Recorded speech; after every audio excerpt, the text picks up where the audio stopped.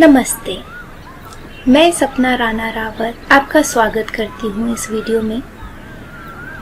इस वीडियो में हम समझेंगे, जानेंगे और अभ्यास करेंगे भ्रामरी प्राणायाम।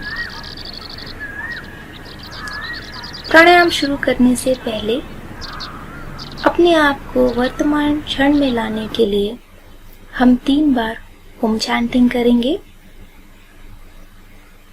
तो रीढ़ की हड्डी सीधी रखें, हथेलियों को ज्ञान मुद्रा में रखें और आंखें कोमलता से बंद करते हुए मेरे साथ शुरू करें।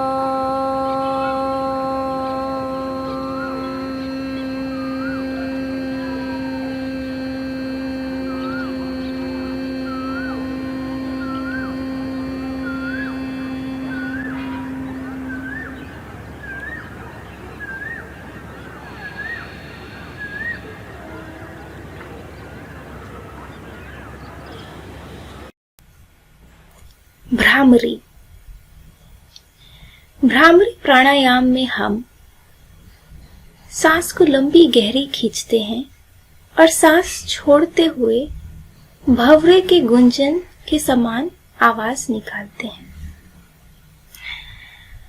इसीलिए इसे भ्रामरी प्राणायाम कहते हैं, क्योंकि जो सांस छोड़ते हुए आवाज निकलती है वो भंवरे के गुंजन जैसी सुनाई देती है। जब वो आवाज निकल रही हो तो उसमें कोई जोर नहीं लगाना है। बहुत आराम, बहुत सहजता के साथ अभ्यास करना है। चेहरे पे कोई तनाव ना दिखे। बहुत ध्यान से देखें मैं किस तरीके से इसका अभ्यास कर रही हूं और मेरे साथ आप भी ऐसे ही करें।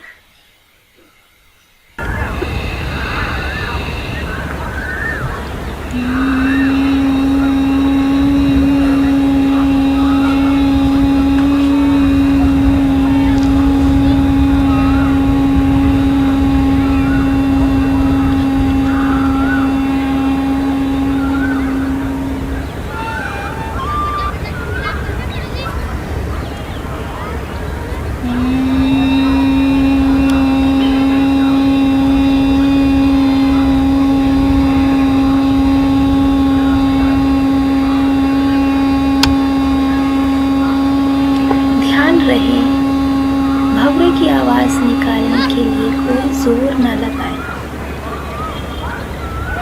जैसे ही आप जोर लगाने लगेंगे तो जो आवाज निकलेगी वो आपको भी डिस्टर्ब करेगी और आपके आसपास वालों को भी। अगर आपने जोर लगाया तो आपकी आवाज कुछ ऐसे सुनाई देगी।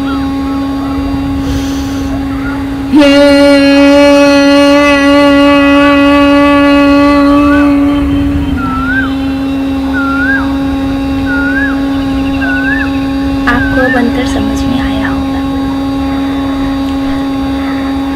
तो कोई जोर ना लगाएं, बिल्कुल आराम से करें। चेहरे पे भी कोई तनाव ना दिखे। बिल्कुल सहजता से ध्यान लगा के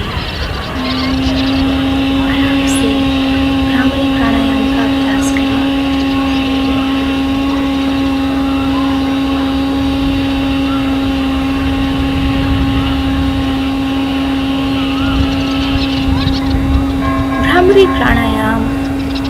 मन को शांत करता है। इसके अभ्यास से क्रोध, चिंता और निराशा से राहत मिलती है। आप इसे कभी भी कर सकते हैं, पर जैसा बताया गया है वैसा ही करें। ज़्यादा नहीं, 3 से 4 मिनट प्रतिदिन अगर आप करें तो आपको इसका असर बहुत जल्दी महसूस होगा। भ्रामरी प्राणायाम।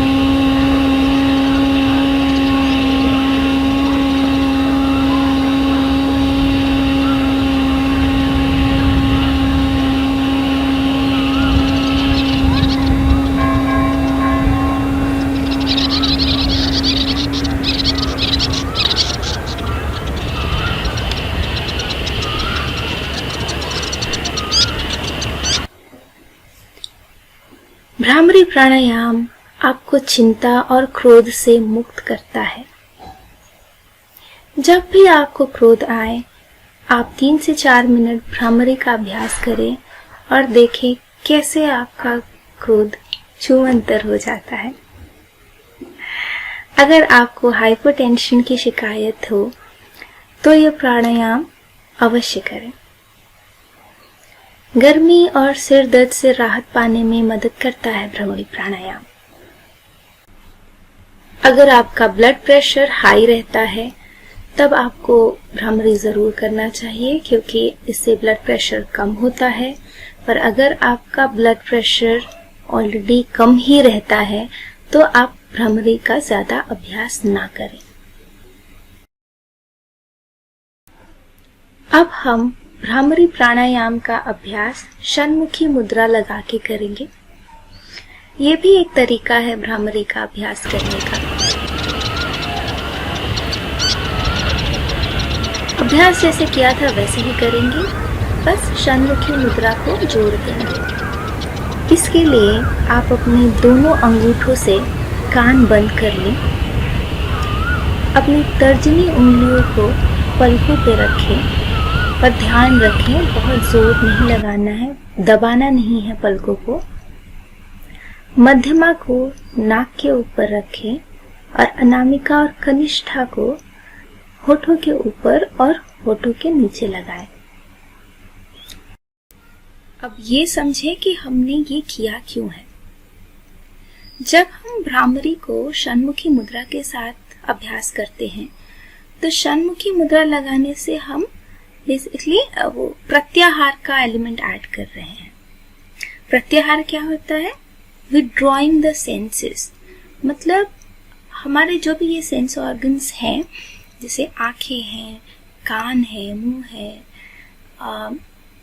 यहाँ तक कि चेहरा, इससे हम क्या होता है ना, लगातार एनर्जी डिसिपेट हो रही, एनर्जी हम लूज करते हैं, खोते हैं।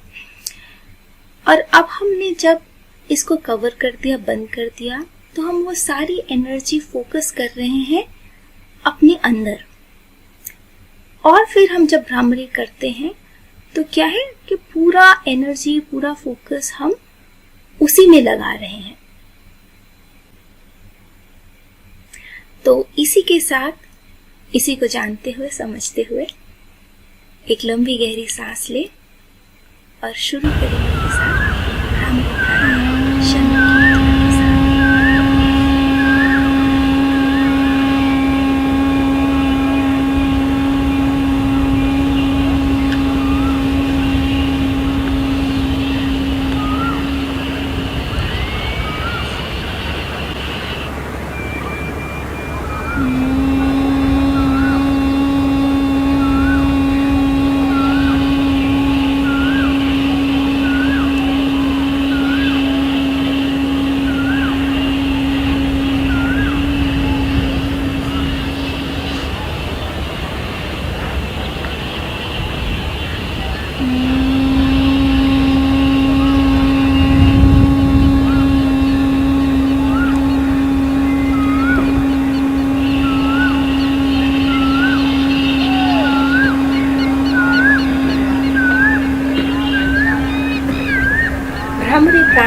का अभ्यास षण्मुखी मुद्रा के साथ 2-3 मिनट तक करें। उससे ज़्यादा आप करेंगे तो आपको बाजुओं में दर्द होने लगेगा।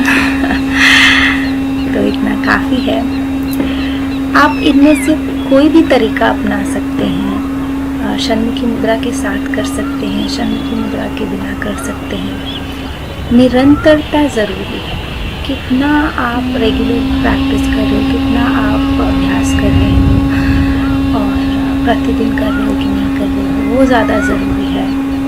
आप अपनी ज़रूरत के हिसाब से, अपने कंफर्ट के हिसाब से आप इन दोनों में से कोई भी अभ्यास चुन सकते हो। अगर आपको बाजू में दर्द होता है बहुत जल्दी तो आप बिना षण्मुखी मुद्रा के साथ भी कर सकते हो।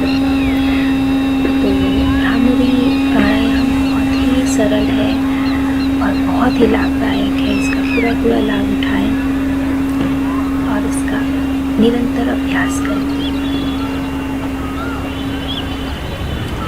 भ्रामरी प्राणायाम का जो लाभ है ये क्रोध कम करता है और एक बहुत ही खुशी का अनुभव होता है अंदर से। पर इसका लाभ बस इतना ही नहीं है। मैं अभी एक रिसर्च पेपर पढ़ रही थी जिसमें एक हॉस्पिटल में कुछ पेशेंट्स के साथ उन्होंने एक टेस्ट किया था।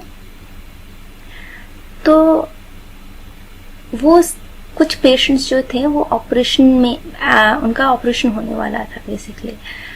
तो उन्होंने कुछ पेशेंट्स को भ्रामरी करने को बोला कुछ समय तक ऑपरेशन से पहले, और कुछ को नहीं करने को बोला। बोला नहीं, जैसा हो रहा था वैसे होने दिया।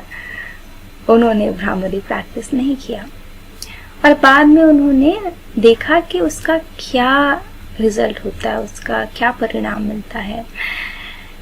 तो ये देखा गया कि जिन लोगों ने भ्रामरी का अभ्यास किया वो ऑपरेशन को लेके उनका डर खत्म तो नहीं कहूंगी पर काफी कम हो गया। उनका शरीर काफी हल्का हो गया था और ना मन शांत था। हल्का क्या, पर मन शांत था। उनमें उतना डर नहीं था ऑपरेशन को लेके और वो पॉजिटिव थे अपने ऑपरेशन को लेके। पर जिन्होंने भ्रामरी का अभ्यास नहीं किया उनमें एक डर था, एक एंजाइटी थी, एक टेंशन था, एक नेगेटिव भाव था कि पता नहीं क्या होगा। और हम सब जानते हैं कि अगर किसी भी इवेंट के लिए कुछ भी होने वाला है उसके लिए अगर आपके भाव पॉजिटिव हैं तो उस चीज़ का होना, पॉजिटिव होना, अच्छे परिणाम आना, उसके चांसेस बढ़ जाते हैं। तो भ्रामरी से सिर्फ आप अपने मन को शांत नहीं कर रहे हो, पर आप किसी भी इवेंट के लिए अपने आप को तैयार कर सकते हो और उस इवेंट का पॉजिटिव भी होना, उसका चांसेस बढ़ा सकते हो।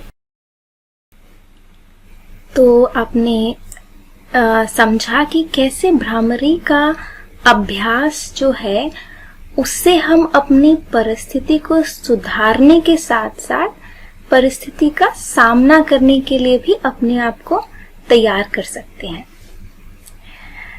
तो इसी के साथ मैं अपना ये सेशन खत्म करती हूँ। आशा करती हूँ कि आपको अच्छा लगा, आपने कुछ सीखा और सीखने के साथ साथ आपको अभ्यास करने की प्रेरणा भी मिली। थैंक यू सो मच आप सभी का सुनने के लिए। नमस्कार।